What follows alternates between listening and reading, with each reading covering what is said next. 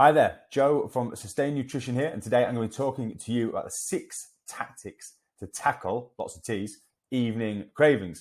So this is obviously something a lot of people struggle with, both from my knowledge of working with clients, the food that I see, my own personal experiences. And so today I'm going to give you 3 tactics about things you can physically do and 3 things that you can change in the way that you think. Very often in the fat loss industry, people will just tackle the exercise and the food, eat less, move more. And when we try to boil these things down into simple things to do, we often miss the ways that we can change the way that we think. If we don't change the way that we think, we're not going to change the way that we do. We're not going to be able to lose weight and keep it off long term. And obviously, when you run a company called Sustain Nutrition, it needs to be something sustainable that people can do some long term.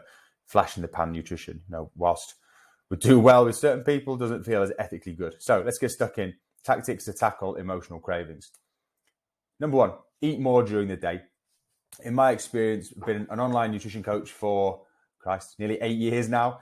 What I see more often than anything else is people under-eating during the day, which then means that they overeat at night. So people will, in their best efforts to lose weight, they'll have a couple of eggs on toast for breakfast, or a yogurt or a little oats sachet. They might not even have breakfast. Then for lunch, they'll have a chicken salad or some soup perhaps. So suddenly you're looking at 300, 400, maybe 500 calories, which is just not enough food for any adults to sustain themselves for the majority of their working day. They might have a few snacks in between. They might buckle and have a few biscuits. And then it gets to the evening and people are desperate to eat. And it makes perfect sense because they've under-eaten during the day. So what you see is this very low calorie intake during the day. And then as people tire, the stress of the day get on top of them, there's more to do in the evening. They will then use food for comfort. They'll also use food because they're hungry. And because they're so hungry, it's then more difficult to make healthier decisions. So people will then be more tempted to take on the high calorie food that they have. And in my experience, it's about putting more food in, getting people to eat more protein, more veg, more slow release carbs during the day. And once you've done that, people's cravings often disappear. They're then able to lose weight consistently without changing much else. And so the first thing we can do, if we want this to be sustainable, the process has to be easy. Rather than looking at it and saying, I'm overeating chocolate, I'm drinking too much wine, I need to take those things out. It's why. Why are you having those things? And if putting more food in helps, which it always does, it's always going to make people more resilient, it's always going to give them that extra willpower, then that's the best place to start. And that's what we do. And often it has immediate positive results for people. So the more you can action that, the sooner you can do it, the easier the process is going to be, and the fewer evening cravings that you're going to have. Number 2, create a helpful environment. If you are surrounded by high calorie food, if you have chocolate and crisps and sweets and biscuits in the cupboard, if you've got a tin of Christmas chocolate still out, this won't be so good if you're watching this in July, then you're making your life harder than it needs to be. I really like the phrase of make it easy to stay on plan and make it difficult to go off plan. And one of the questions that I try to ask myself is, would I go to the shop and buy this? Because if I can't be asked to leave my house, walk the 200 meters and go to the shop, then I don't really want it. I'm craving it or desiring it because it's there, because of its proximity. So how can we change that? Get it out of eyesight. And that doesn't necessarily mean you've got to throw everything in the bin. I understand that people have got families and partners and children and parents and people who want to eat these things, but don't make it easy to pick at.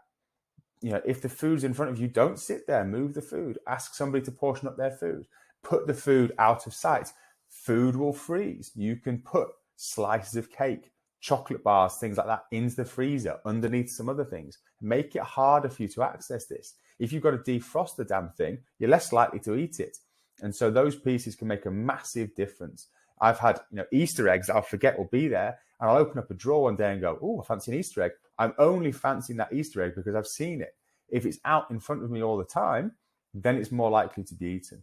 And so I'm not asking you to change everyone else's eating habits. We're just asking you to change the location of the food.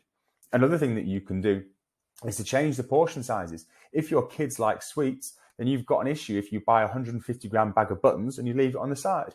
If you buy individual sachets which can be given out, then it's going to be easier. If, like me, you live near to a shop, then you don't always need to have this food in.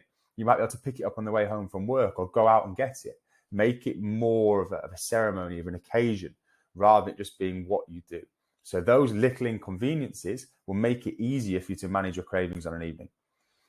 Number 3, the last thing that you can do physically is to practice mindful eating.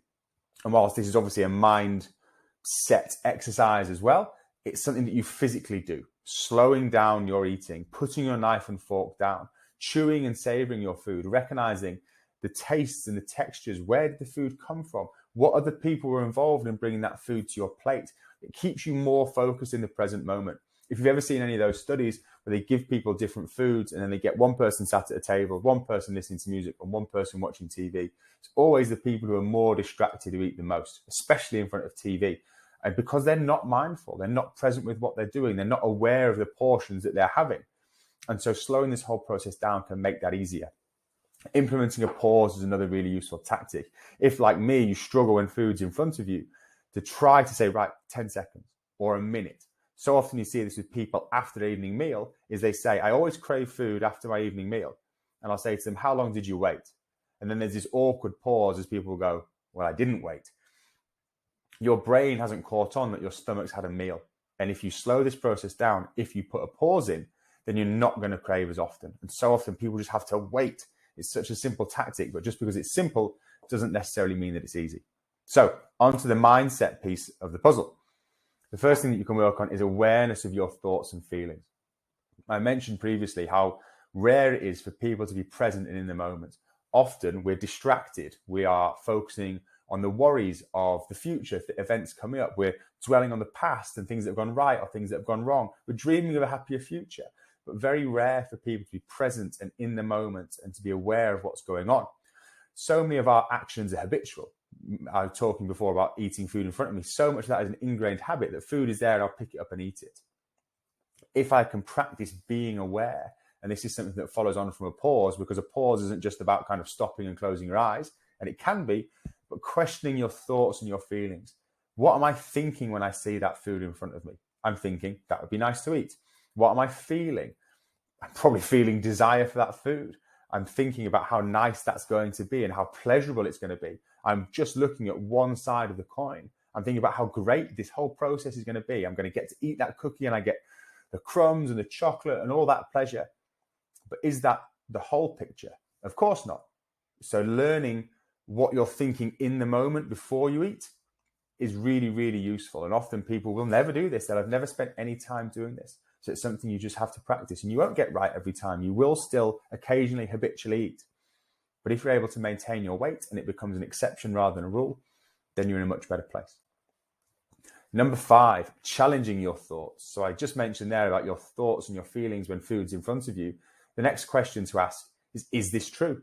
So when I talk about the cookie situation, is it true that cookie's going to be delicious and it's going to make me happier?